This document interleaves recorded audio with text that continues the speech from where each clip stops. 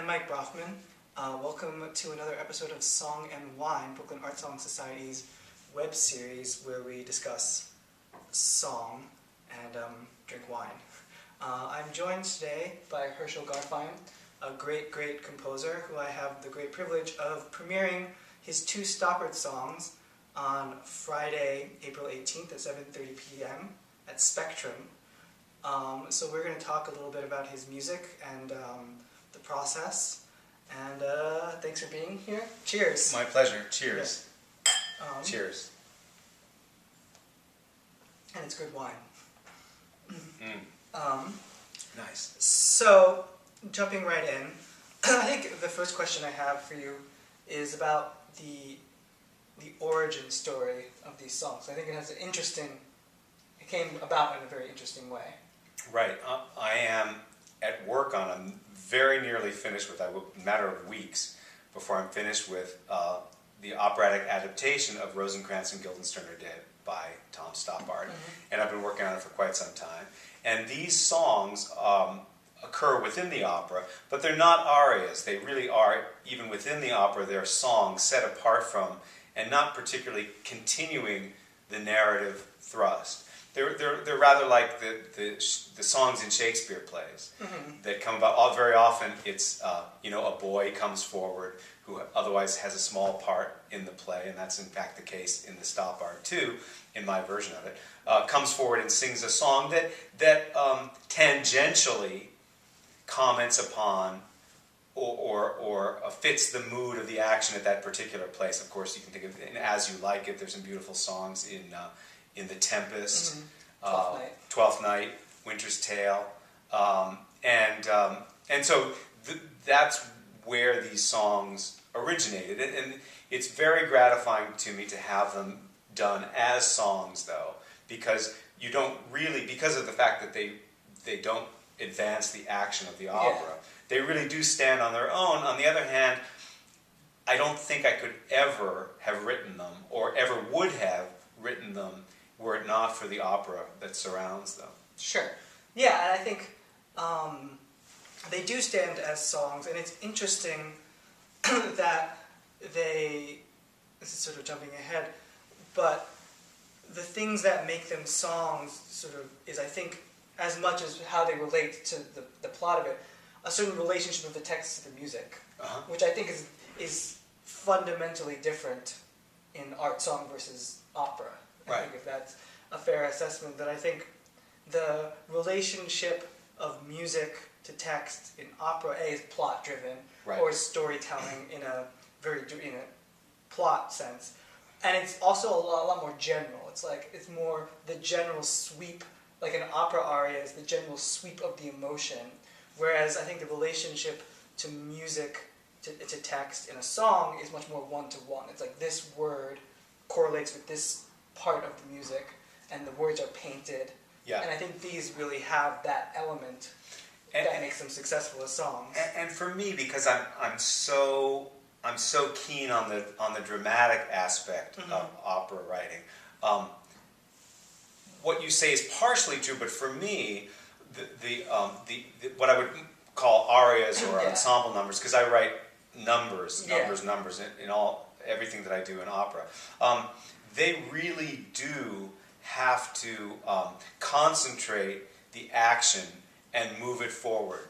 I actually very seldom avail myself of the kind of vast expansion of time you're talking about, where you arrive at a moment and a character simply reflects upon that particular moment in the drama. Sure. I occasionally do it, but I find my instinct always is to just tell the story through each aria.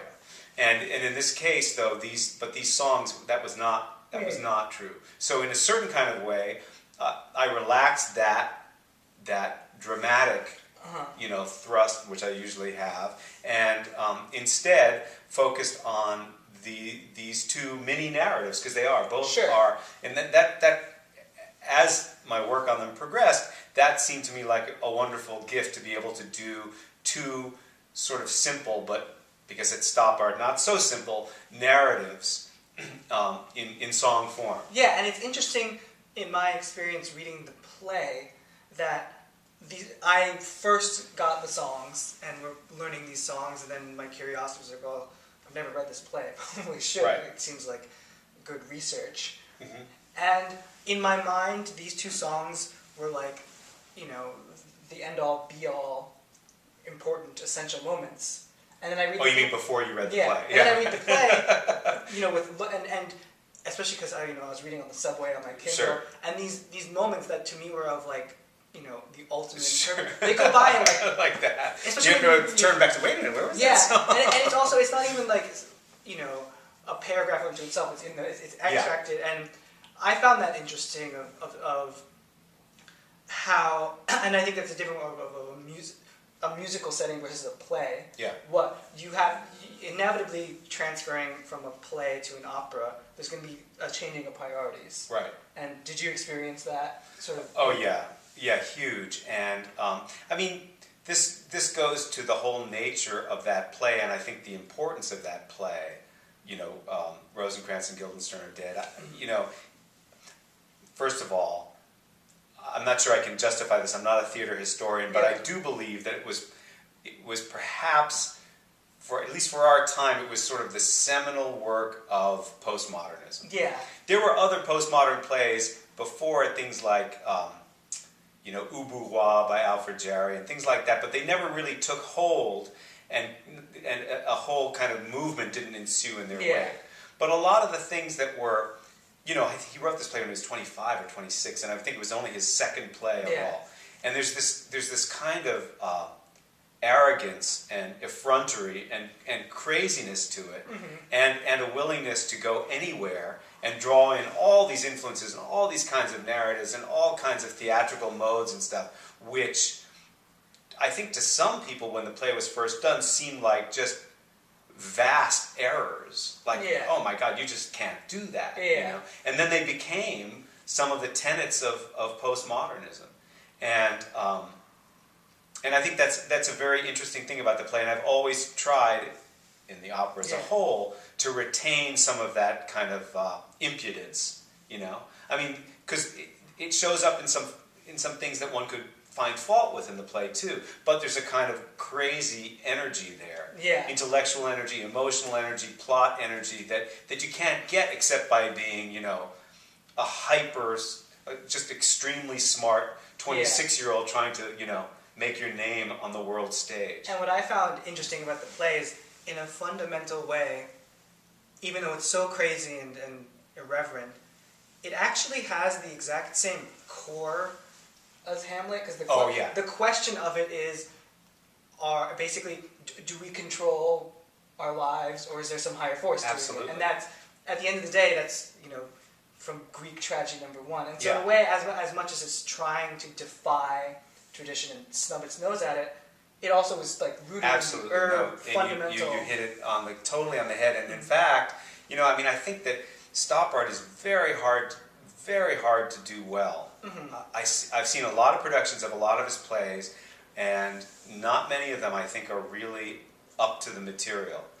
And you know, I think for me, one of the common mistakes that made, which is in defiance of what you just said, and which I think is so important in the play, is that because he takes these two characters from the margins of Hamlet and puts them center stage, you know, uninspired directors looking at the play think they also have to compensate by taking Hamlet and making him into some buffoon. And almost every production I've seen of the play, he's just a kind of louche guy hanging around on the edge. And that's so not the point. There's, you know, I mean, one of the things that makes any story worth telling, and I find it particularly acute in opera, is something has to be at stake. Now, if they're going to all these efforts to try to understand their friend and to see what is going on in all these events that are kept hidden from them, if Hamlet is just a jerk, you know, skulking around the stage, then, you know, there's nothing at stake. And I think what part that I also liked about the play that was really interesting is there's moments where, like, the Rosencrantz and Guildenstern Are Dead intersects with Hamlet, and just straight up. And what it reminded me of as a musical analogy is like in an Ives symphony, where there's just like music and then just this other music goes and they just crisscross. And I found that a really... And it makes a whole. That's the other thing, is it's not just a kind of exercise. or a formula. Exactly. Well, getting sort of only. Oh yeah. Right. So getting back to these songs themselves, it was, in a way, the Unicorn song, which is the first of the two, was actually one of the first things I wrote because, given my regard for the extraordinary intellect in this play, I was on guard and I was very vigilant to notice in my first of how many hundred times I've read it, that the places where I found some real warmth and some depth of feeling, which I definitely think is there. I find it there in all of Stoppard's work, and I kind of hate it when people take him to task for not having any of that. I find it's there. It's just that his style is such that the emotion is very real and very present, but also circumscribed by intellect. You know? Limited and restrained, but I find that poignant. I find that lovely. There is a certain, there is almost, I find, as it got towards the end of the play, there is a sense of, maybe we can intellectualize ourselves out of this conundrum that we're all going to die. Yeah. And the futility of being able to do that. It's something that, it's almost a play that's so hyper-intellectual, ultimately it's kind of the failure of intellect. That's right. To protect your... So I think it's fitting just to meet that the musical style of these songs is, I think a good word for it, is neo-romantic for the most part. And because it captures that element, and sometimes the text sort of fights against it, and you have to adjust the text to make that. Right. But... probably the first thing I said in the back of my mind when I embarked on the opera as a whole is I said to myself to find those places and make them come to the foreground. Yeah. And I think that in a good production of it, you see that too, but you rarely see a good production of it because it's so tempting, because it's so smart. Yeah. And the surface of it is so enjoyable, and there's so much wordplay and all that, that it's just a temptation for anybody doing it to just indulge in that. Sure. You know? And I think it's a trap. I believe it's a trap in all of his plays, frankly. You know. Well, anything intellectual. Yeah, overly. Yeah. And I believe he would say that himself too. Sure. Well, to radically steer in a new direction, I want to talk a little bit more about your style as a composer. Sure. Even as it relates to these songs, but even removed from these songs in general. Of what I remember in when Glenn Rovin was the person who introduced us. Said, "Oh, you should play these songs by Hershel." Or I'm sure we were going to do, for this CD project that we're doing. He would be great for it. And I just sort of, I Googled your name just to see what. And one of the first things I read is some review, which I'm not saying it at all. I didn't know if you love or hate it, but someone called you a post-millennial Puccini. Carlisle Floyd. Post-millennial Carlisle Floyd. And then because her point was that my stuff is always so American. And I think Puccini, if I were in some of the... I'll take it. Yeah. So whether they said it or not, Puccini. Well, because to me, when now that I know that it won't be offensive, when I first started learning these, I'm like, this feels like the best elements of Copland, the best elements of Puccini, combined as a musical style. Right. But I was going to ask you, what composers have influenced you in your style? Do you feel if you had to pick the composers who you wanted to be associated with, who would they be? Well, apart from there are a couple of modern examples I'll get to because they're of particular relevance to these songs. But overall, I have to start with Mozart, the Mozart of the operas, and especially the three Da Ponte operas, because to me, those are not just the greatest music ever written, but also perhaps among the greatest dramatic works ever written. Yeah. And the two of them, of course you have to credit Da Ponte too, because Mozart was different with him. But Mozart, when infused with that dramatic understanding of Da Ponte, he scaled these heights that really only compares to Shakespeare in my mind.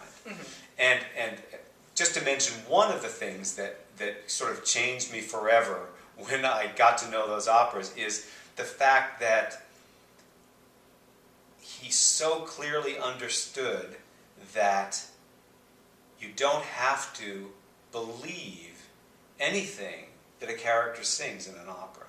Mm-hmm. No matter how beautiful or how convincing, that's not the point. The point is not that they're telling you the truth or telling the person that they're singing to the truth. The point is that they believe it to be the truth, or they're, just a manipulator who. But even the manipulators like Don Giovanni are sort of swept up in the beauty of the fiction they're creating at that moment, and that just, to me, is just so profoundly important. Uh-huh. So that's one kind of lasting perennial influence. I mean, once I found that's one of those things that once you become aware of, you're never without. Yeah. It's just always a factor, in my music. And then a second I would mention would be Schubert for a related reason, and then some other reasons. I mean, one is that, again, like the Schöne Müllerin, it was just, when I got to know that song cycle, it just became, and Winterreise too, both of them. But they just,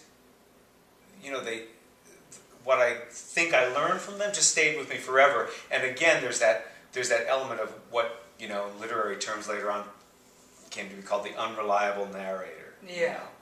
But taken to such just a brilliant extent. Yeah, like in Winterreise, I was just talking about this. There's the song with the three sons, and it's like, obviously there's not three sons. Yeah. And then it gets you to be, why is he delusional? Yeah. Is it a metaphor? Right. and that sort of, but just in those songs there's all sorts of things the narrator sees, and it's in all our song. It's in Dish to Liebe, the flowers talking to the narrator, of this sense of like,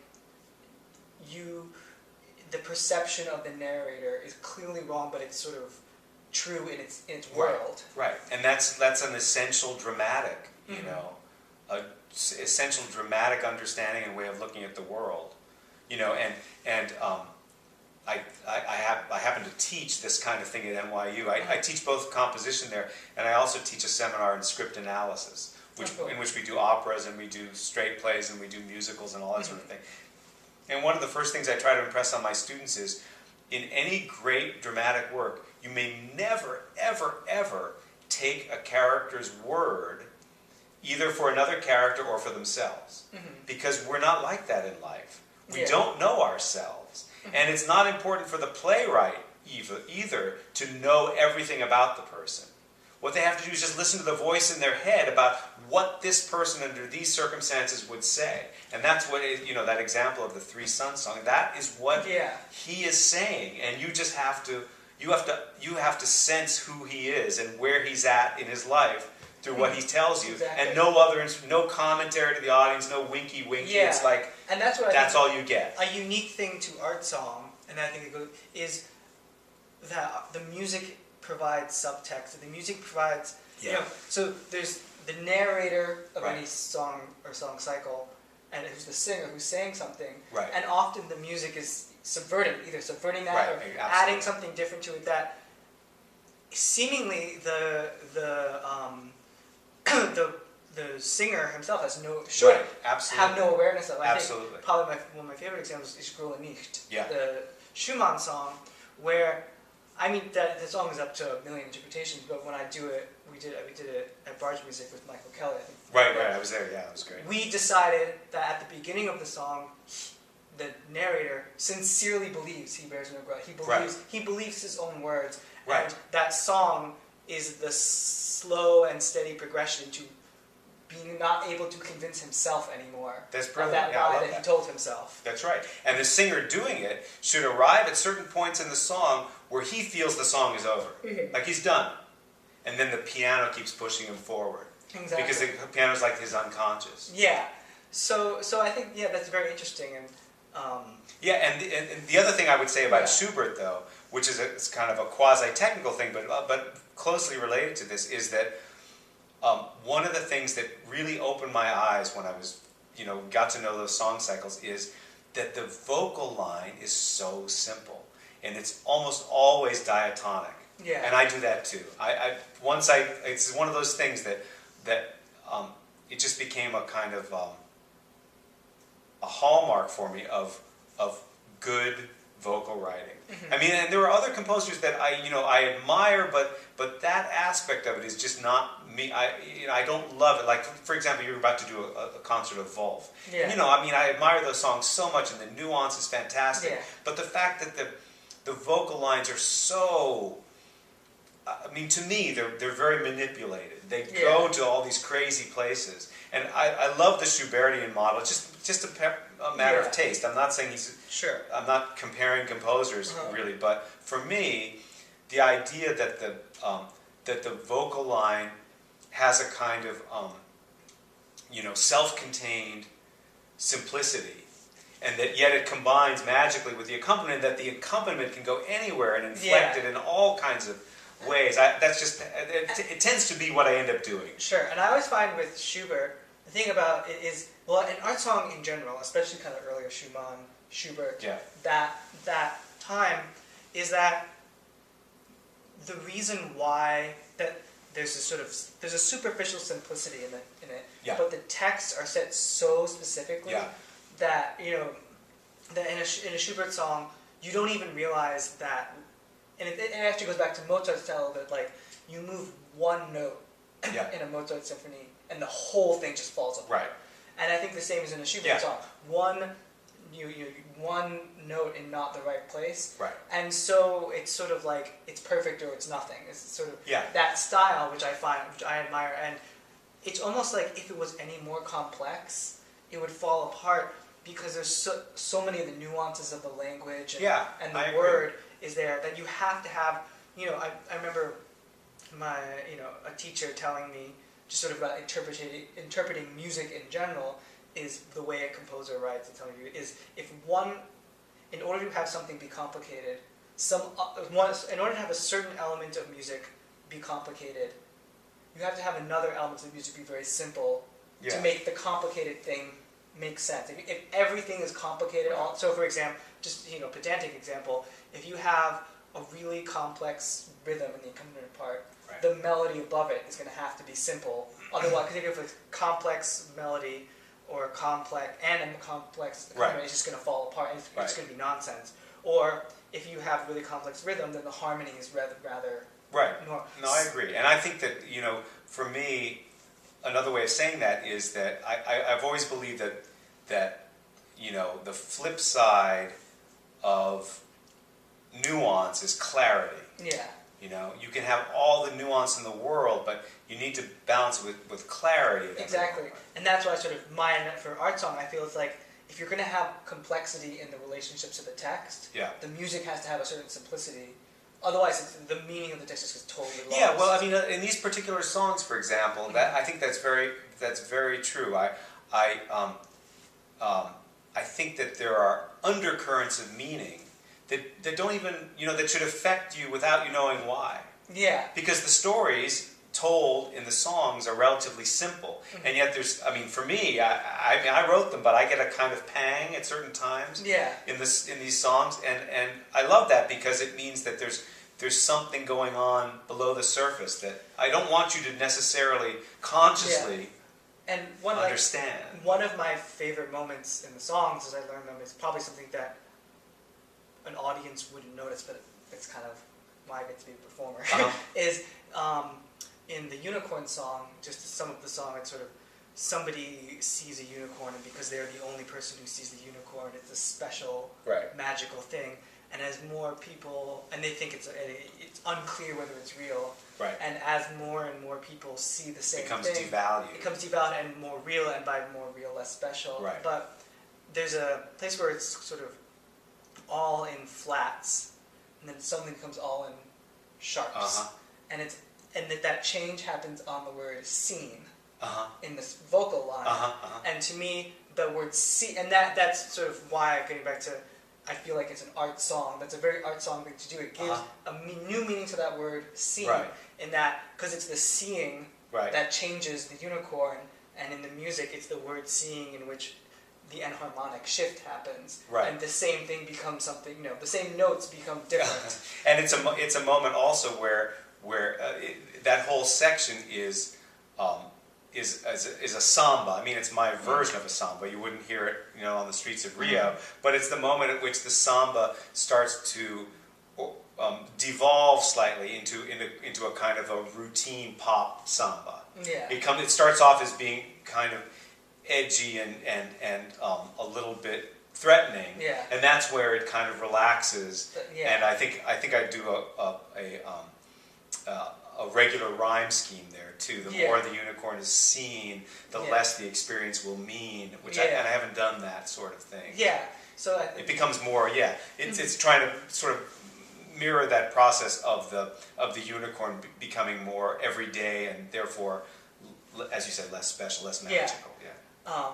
So just now to go to our final topic, since we're on the subject of the songs themselves and the musical nuance of it, I thought it was a very interesting part. These were originally orchestrated and part of the opera, and I remember when you sent me the scores, you were pretty upfront that I just took the piano reduction. Yeah, right. You made no attempt at pianoifying it, and then there was a process of back and forth. Right. In which I was very timid. And for which I'm very grateful, Where I sort of went, I could do this with my, I could do this with my nose. So it has to, and I think it has to do with notation. There was a lot of stuff where I was on the, I wanted to be a good interpreter. Right, of course. But I was sort of looking at it saying, this is very possible. The question is it worth it? Is it worth it, or is it going to get... And it's going to compromise something else, right? So it's an interesting notation question of how much notation is aspirational and how much of it is literal. Yeah. And it's an infinitely complex question. There's this whole thing, in the creation of an opera, unless you're lucky enough to get, a commission for next week, and you just write, at breakneck speed, and everything gets done, and it's all one clean process from conception to, which of course would have its own problems, but unless it's that, then there's this complicated kind of back and forth between having the music in playable form, which is really just functional, preparing for some eventual premiere. And actually, I've been fortunate enough to hear both of these songs done with orchestra.